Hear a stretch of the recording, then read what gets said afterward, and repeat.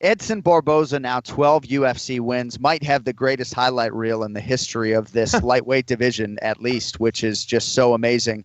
And I think for a lot of people, we've seen him grow up, Kenny, in the UFC. He was 6-0 when he debuted in the UFC in 2010. He's been at this forever, and he's still getting better. I mean, I think he was losing this fight to Beneil Dariush, but man, did he not lose it in the end. Big moment for Edson Jr. Barboza, obviously, over the weekend. Edson is, as they say, a motherfucking problem because, I mean, his speed is just something to behold, man. I don't get it. It's not even fair how fast this guy moves. But I got to say, listen, I thought Dariush fought a phenomenal round one. I actually had Dariush winning that round. I thought the fact that he was pressuring Barboza was giving Edson some trouble. You could see that Edson really didn't settle down until round two. And once he got in his rhythm, man, it was a big time problem for Dariush. And I thought Dariush fought a great fight. If you're going to shut down a kicking game, if you're going to shut down speed, I thought he did everything he possibly could in round one. But he was getting a little tired. I think those leg kicks were affecting him a little bit in round two as well. So he started to slow down. And once Barboza got comfortable, he just started unleashing hell. And it was just amazing to see him eat the jab and go, all right, I'll trade you a jab for this knee. And it took out Dariush in an instant. Just amazing to watch. And I tell you what, that guy is a terrible matchup for the lightweight champ, Conor McGregor. He is an amazing striker. I think his speed, his ability to strike, and his ability to not really throw himself off balance too much like he used to, I think makes him a very, very tough matchup for Conor McGregor. So I'm not saying he's going to get that. I'm not saying he's going to get that shot right now, but I'm saying style-wise, that's a problem. Well, he's certainly positioning himself. Obviously, there's a logjam at 155 pounds now. I was going to ask you if you think Edson Barboza can be champion, because here he is now 19-4, right? The losses, at least in the UFC, Jamie Varner, Donald Cerrone, and Tony Ferguson. Yep. It seems like Barboza's sort of painted with the brush of a guy who has a suspect chin. I know there's the Varner TKO loss, but it held up on this night. I thought Dariush had the right approach. I know you do. Brian Stan did. It's interesting, actually. Damian Maia, and I want to get back to Barboza in a second, but Damian Maia just said, if I'm coaching Beneil Dariush, he said this to me in the van on the way back to the hotel. He said, if I'm coaching Dariush, I'm finding a way to take that guy down. And I think there's an argument on both sides, right? Because you're playing with poison, as Dariush was, and he was willing to get knocked out, and he got knocked out, right?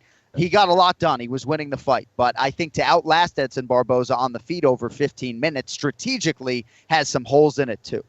Well, I think he got a little impatient. And here's the problem. And this is why I'm a little nervous for George St. Pierre when he gets back. A double leg isn't what it used to be. And a lot of fighters are going to be willing to make that trade and say, listen, you might be able to take me down, but I'm going to throw a knee as you come in. And it's just one of those things. Dariush was looking for the takedown there, but I think it's a very unsafe option going for a double leg these days, especially against a fast and dangerous striker like Edson Barboza. I think Khabib Nurmagomedov has a much better recipe for the takedown for two reasons. First of all, it's safer getting to the clinch in that 50-50 clinch. And if you're able to secure a takedown, if you're able to get a takedown from that 50-50 position and get on top, you have much better control. Whereas on the singles and the doubles, you see guys get taken down and guys are popping right back up. They're getting their head up, they're posting their hands on the mat, and they're getting right to their feet. You can't really do that on a throw from 50-50 like Khabib Nurmagomedov hits. So I think that Dariush did his best to get to a clinch. He was using more of a tie clinch as opposed to a wrestling clinch, and that's kind of where the problem lies. Obviously, much easier for me watching to analyze what he needed to do, but I think it's just a safer option. Getting to that 50-50 clinch against a fast striker like Edson Barboza, it's not an easy thing, but certainly taking a risk and going for the single or double is even more dangerous. That is very interesting and spot-on analysis. So Anthony Pettis, Gilbert Melendez, Beneil Dariush, last 3 victims for Edson Barboza. I was going to ask you if you think he can be champion, because this win and the nature of the win with, the flying knee knockout really does position him nicely at 155.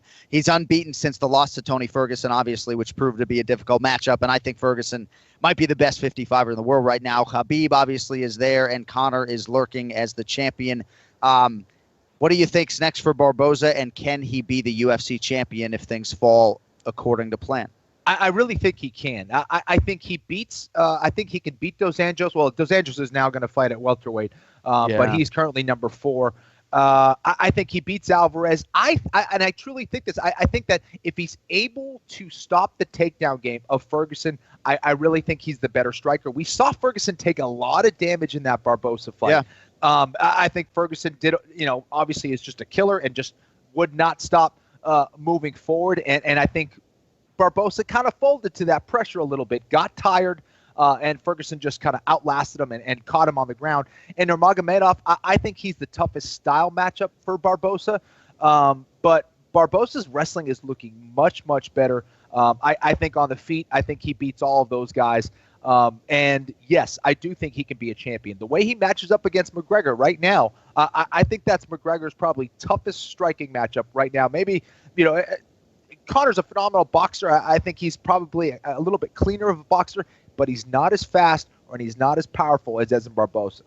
Barboza will probably have to win at least one fight to realize the Conor fight. Michael Chiesa is a name that's out there, a guy he hasn't fought. That's really the only name that makes sense. He's not going to get a fight with Nate Diaz. I wouldn't think that would get Diaz out of bed. And I think he fought Michael Johnson before. So we'll see what they do with Barboza, but a big, big weekend for him. And obviously what a pleasure to, watch him perform.